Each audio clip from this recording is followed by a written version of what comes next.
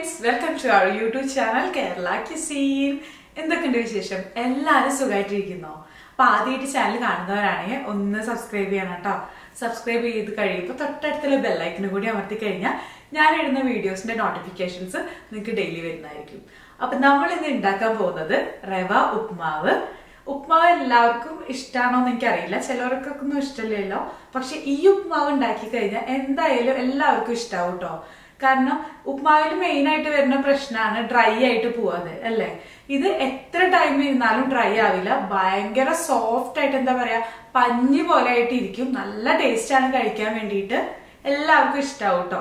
അപ്പൊ നമുക്കത് എങ്ങനെ ഉണ്ടാക്കുന്നേ നോക്കാം.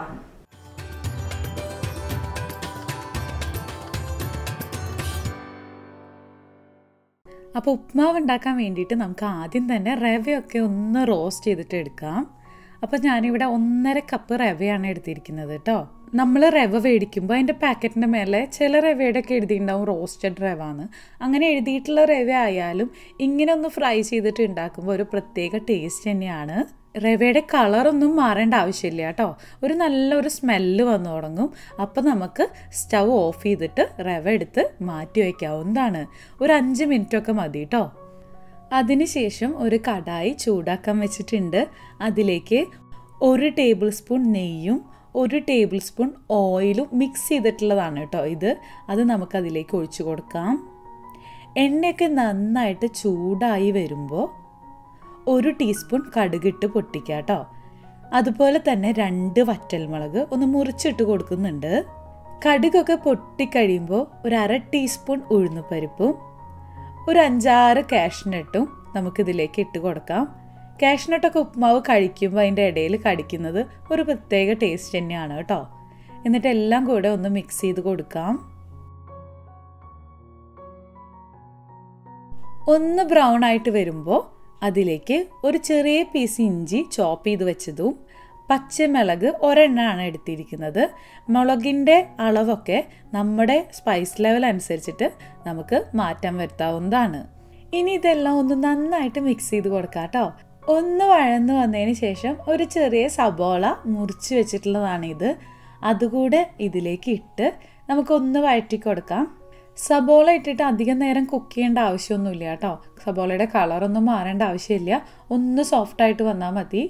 അതിലേക്ക് കുറച്ച് ക്യാരറ്റ് കൂടെ അരിഞ്ഞത് ഇട്ട് കൊടുക്കുന്നുണ്ട് കേട്ടോ. നമുക്ക് ഇഷ്ടമുള്ള ഏത് വെജിറ്റബിൾസ് വേണമെങ്കിലും ഈ ടൈമിൽ നമുക്കിതിലേക്ക് ചേർത്ത് കൊടുക്കാവുന്നതാണ്. ഇനി നമുക്ക് ആവശ്യത്തിന് ഉപ്പ് ചേർത്ത് കൊടുക്കാം. ഞാനിവിടെ 1/2 ടേബിൾ സ്പൂൺ ഉപ്പ് ചേർത്ത് കൊടുക്കുന്നുണ്ട്. ഉപ്പ് ചേർത്ത് കൊടുക്കുമ്പോൾ ഇപ്പോഴും കുറച്ച് ചേർത്ത് കൊടുക്കാം കേട്ടോ. പിന്നെ ആവശ്യമുണ്ടെങ്കിൽ നമുക്ക് വെള്ളമൊക്കെ ആഡ് ചെയ്യുന്ന സമയത്ത് ചേർക്കാവുന്നതേ ഉള്ളൂ. ഇനി നമുക്കിതിലേക്ക് ആവശ്യത്തിന് വെള്ളം ഒഴിച്ച് കൊടുക്കാം കേട്ടോ. അപ്പോൾ 1 കപ്പ് റവയ്ക്ക് 2 കപ്പ് വെള്ളമാണ് കറക്റ്റ് മെഷർമെൻറ്റ്. അപ്പോൾ നമ്മൾ 1.5 കപ്പ് റവ എടുത്തുകൊണ്ട് തന്നെ ഞാനിവിടെ 3 കപ്പ് വെള്ളം ഉപയോഗിക്കുന്നുണ്ട്. അതിൽ ഞാൻ 2 കപ്പ് വെള്ളവും 1 കപ്പ് കോക്കനട്ട് മിൽക്കാണ് ഉപയോഗിക്കുന്നത്. ഞാനിപ്പോൾ ഇവിടെ ഉപയോഗിക്കുന്നത് നമ്മുടെ ടിൻ മിൽക്ക് ഇല്ലേ, അതാണ് കേട്ടോ. ഇനി കോക്കനട്ട് പൗഡർ ഉണ്ടെങ്കിൽ അത് ചേർത്താലും മതി, അല്ലെങ്കിൽ നമ്മുടെ സാധാരണ നാളികേരപ്പാലില്ലേ അതും ചേർക്കാവുന്നതാണ്. ഇനി ഇതൊന്നും ഇല്ലെങ്കിൽ വെള്ളം മാത്രം ഒഴിച്ചാലും മതി. പക്ഷേ നാളികേരപ്പാൽ ഒഴിക്കുമ്പോൾ ഒരു പ്രത്യേക ടേസ്റ്റ് തന്നെയാണ് കേട്ടോ. ഈ സമയത്ത് ഉപ്പ് നോക്കിയിട്ട് ഉപ്പ് കുറവുണ്ടെങ്കിൽ ചേർത്ത് കൊടുക്കണം കേട്ടോ. റവ ചേർത്തതിന് ശേഷം ഉപ്പ് ചേർത്ത് കൊടുക്കാൻ പറ്റില്ല, അതുകൊണ്ടാണ്. ഉപ്പ് എപ്പോഴും ഈ വെള്ളത്തിൽ കുറച്ച് ഉയർന്ന് നിൽക്കണം കേട്ടോ. എന്നാലാണ് നമ്മൾ റവ ഇടുമ്പോൾ കറക്റ്റ് ഉപ്പായിട്ട് വരുള്ളൂ. ഇതിലേക്ക് ഞാൻ കുറച്ച് കറിവേപ്പില കൂടെ ഇട്ട് കൊടുത്തിട്ടുണ്ട് കേട്ടോ. ഞാൻ മറന്നുപോയതാണ്. നമ്മൾ ഉള്ളിയൊക്കെ വഴറ്റില്ല, ആ സമയത്ത് കറിവേപ്പില ചേർത്ത് കൊടുത്താൽ മതി. ഇനി ഈ വെള്ളമൊക്കെ ഒന്ന് നന്നായിട്ട് തിളച്ച് വരട്ടെ കേട്ടോ. ഇതിലേക്ക് നമ്മൾ നേരത്തെ വറുത്ത് മാറ്റി വെച്ചിരുന്ന റവല്ലേ അതുകൂടെ ചേർത്ത് കൊടുക്കാം. റവ ചേർത്ത് കൊടുക്കുന്ന സമയത്ത് ഒരു ലോ ഫ്ലെയിമിൽ വെച്ചിട്ട് വേണം കേട്ടോ ആഡ് ചെയ്ത് കൊടുക്കാൻ വേണ്ടിയിട്ട്. കാരണം ഓൾറെഡി തിളച്ചിട്ടിരിക്കുന്ന വെള്ളം ആയതുകൊണ്ട് തന്നെ പെട്ടെന്ന് ഡ്രൈ ആയിട്ട് പോകാൻ ചാൻസ് ഉണ്ട്. അപ്പോൾ ഒരു ലോ ഫ്ലെയിമിൽ വെച്ചിട്ട് നല്ല പോലെ ഒന്ന് ഇളക്കി കൊടുക്കുക. ഇനി നമുക്ക് സ്റ്റവ് ഓഫ് ചെയ്യാം. അതിന് ശേഷം ഇതിലേക്ക് കുറച്ച് മല്ലിയുടെ ഇല ഇട്ട് കൊടുക്കാം. മല്ലിയുടെ ഇല ഇഷ്ടമുണ്ടെങ്കിൽ മാത്രം ചേർത്ത് കൊടുത്താൽ മതി. അതുപോലെ തന്നെ 1 ടീസ്പൂൺ നെയ്യ് കൂടെ ആഡ് ചെയ്ത് കൊടുക്കുന്നുണ്ട്. ഇനി ഇതെല്ലാം കൂടെ ഒന്ന് നന്നായിട്ട് മിക്സ് ചെയ്തിട്ട് മൂടി വെച്ചിട്ട് ഒരു 15 മിനിറ്റ് കഴിഞ്ഞിട്ട് നമുക്കിത് സെർവ് ചെയ്യാവുന്നതാണ്. അപ്പോൾ നമ്മുടെ ഉപ്മാവൊക്കെ ഇവിടെ റെഡി ആയിട്ടുണ്ട്. കണ്ടില്ലേ, ഒട്ടിയൊന്നും പിടിച്ചിട്ടില്ല, കറക്റ്റ് വെള്ളത്തിൻ്റെ അളവാണ്. ഭയങ്കര സോഫ്റ്റാണ് കേട്ടോ. അത് പറഞ്ഞറിയിക്കാൻ പറ്റില്ല. എന്തായാലും ഒന്ന് ഉണ്ടാക്കി നോക്കൂ കേട്ടോ. ഇത് വൈകുന്നേരം വരെ ഇരുന്നാലും നല്ല സോഫ്റ്റായിട്ട് തന്നെ ഇരിക്കും, നല്ല പഞ്ഞ് പോലെ എന്നൊക്കെ പറയാം. അതുപോലെ തന്നെ നല്ല ടേസ്റ്റാണ്. ഉപ്മാവ് ഇഷ്ടമില്ലാത്തവർ ഇങ്ങനെ ഉണ്ടാക്കിയാലും ഇഷ്ടപ്പെട്ടു പോകും കേട്ടോ.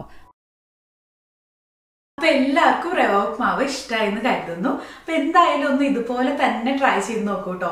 വളരെ സോഫ്റ്റ് ആയിട്ടുള്ള ഉപ്മാവ് നിങ്ങൾക്ക് കിട്ടും. എന്തായാലും എല്ലാവർക്കും ഇഷ്ടമാവും, ഞാൻ ഉറപ്പ് പറയാണ് കേട്ടോ. അപ്പോൾ ഒന്ന് ട്രൈ ചെയ്ത് നോക്കിയിട്ട് എന്തായാലും എൻ്റെ അടുത്ത് വിവരം പറയണേ എങ്ങനെ ഉണ്ടായിരുന്നു എന്നുള്ളത്. വീഡിയോ ഇഷ്ടമാവുകയാണെങ്കിൽ ലൈക്ക് ചെയ്യാനും സബ്സ്ക്രൈബ് ചെയ്യാനും മറക്കരുത്. അതുപോലെ തന്നെ എന്തെങ്കിലും സജഷൻസ് ഉണ്ടെങ്കിൽ കമൻറ്റ് ബോക്സിൽ രേഖപ്പെടുത്തുക. എപ്പോഴും എല്ലാവരും നല്ല ഹാപ്പി ആയിട്ട് ഇരിക്കുക. അപ്പം മറ്റൊരു നല്ല വീഡിയോ ആയിട്ട് വീണ്ടും കാണാം. Thank you so much.